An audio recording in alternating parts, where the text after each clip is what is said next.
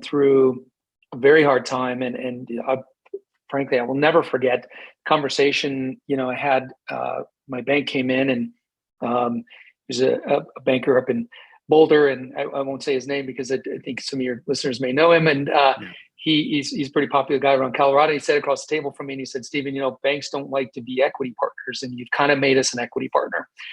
In other words, you've lost so much money that like you're in trouble. We're going to have to call your line of credit." Ooh. And our line of credit at the time was about $2.5 million. Well, it wasn't about, it was fully maxed. And I had no idea. And he said, "You got a week to take care of this." And I mean, Steve, I'm not one to throw in the towel, but I will tell you, I watched my life just sort of flash before my eyes in that moment and thinking, how am I going to do this? And the next day I had a CEO group that I belonged to. They're called Vistage, and they have CEO peer groups, and you probably heard of them. Yep.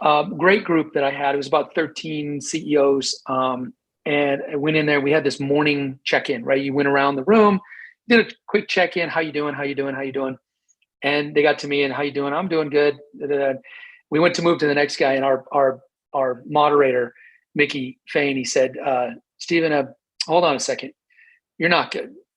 And I was like, "What do you mean?" He's like, he could feel it and see it on me. And he's like, "You're not good. What's going on?" And boy, oh boy, I had a full-on just breakdown. I just lost it. I was just crying because I thought, this is it. Like my bank line's been called. I'm going to have to file bankruptcy. I'm probably personally going to have to file bankruptcy.